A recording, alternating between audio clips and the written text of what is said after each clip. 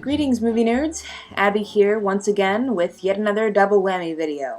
Yes, due to some scheduling conflicts, my trusty partner Elliot left me high and dry for yet another week to review Ghost Town all by myself.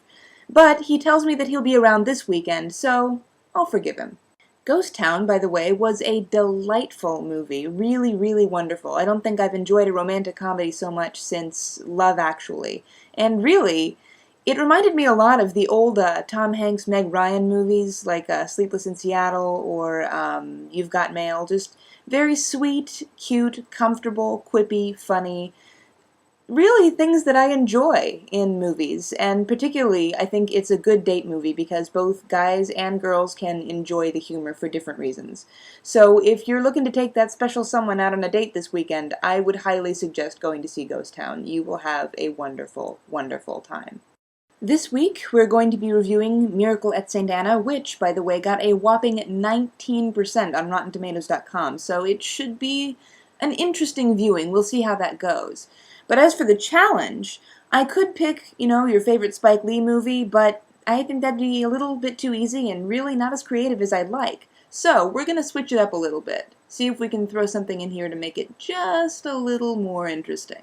Now, apparently this movie has something to do with magical realism, if not more than a little bit to do with magical realism. So that's going to be the subject of this week's challenge, since it's a subject that I find to be endlessly fascinating.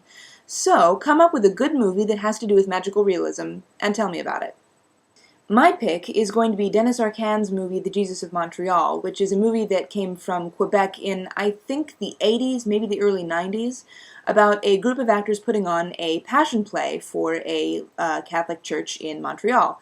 The passion play becomes a really popular attraction, and people come from all over to see it. It changes lives, people get really, really, really into it, including the actors themselves, who have a harder and harder time separating their roles in the play from their actual lives.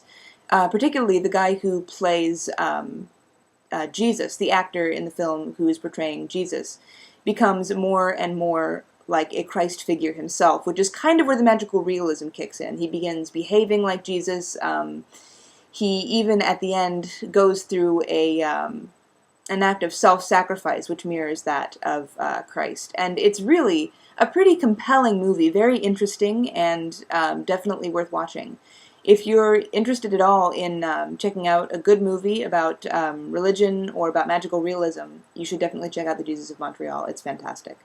Now, of course, this isn't to say that your pick has to be religious at all. It could be anything. Loads and loads of movies have really good examples of magical realism. Amélie, Chocolat, Big Fish, stuff like that. Really anything that has any kind of unexplainable element in it that seems to have a hint of the supernatural, be it sinister or fun, is pretty much up for grabs. So it's really a pretty broad topic, and one that I think has the possibility for a lot of good discussion and a lot of fun. So, Elliot, the ball's in your court, and it's your challenge. I'd love to see what you come up with.